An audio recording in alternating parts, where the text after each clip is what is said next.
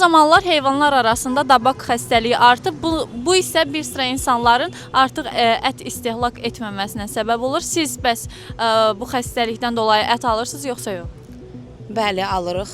Yəni yeyirik, istifadə edirik. Tamam, söyləyirlər ki, xəstəlik var, almayın. Amma ki, bildiyimiz yerlər var. Onlar xəstə olmayan heyvanlardır. Bəlkə də ola bilir, xəstə olan bir heyvanlar da ola bilir.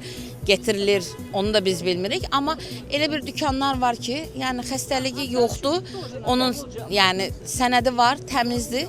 Alırıq, yeyirik. Yəni heç də onları diqqət yetirmirəm o qədər ki, yəni ola bilirmi belə? Bəzən mənə yalan gəlir. Xeyr, almıram. Nəyə görə? Xəstəliyə görə. Biraz maddi cəhətdə görə, yəni çatdıra bilmirəm. Ona görə elə ancaq bacardığımı alıram da, yəni toyuq alıram, nə bilim, toyuq ciyarı alıram, belə şubarlarımı yola verirəm. Hə, indi o bəzi nə bilim, keçi əti zadı bəlkə var, ola bilər. Amma hər ət eyni deyil. Yaxşıları da var. Ət deyil, yəni heyvan əti deyil, quş əti almışıq. Amma mən dabaq xəstəliyinin yayılmasına çox da inanmıram. Bəli, inanmıram. Yəni ki, ət də ala bilərəm.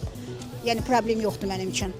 Rayondan yaxınlarım, əzizlərim gətizdirdilər. Yəni biz həmişə rayon ətinə üstünlük veririk deyə, daha dadlı olur deyə. O yüzden yəni ki, alaram. Problem yoxdur. Yəni ki, inanmıram o xəstəliyə. Ette zaten şimdi bizde dabak diyorlar. Bu şap diş dabak. Bu dabak hastalığı kuraklığı. Zaten kuraklığın da zamanı geçti. Zaten sonbahar bu kış geldi. Bu kendiliğinden geçecek yani.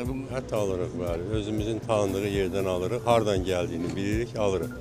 Ondan hiç korkumuz yok dabak xəstəliyində. Hiç problemimiz yok. Bu vaxtda heç fikirləşmirik.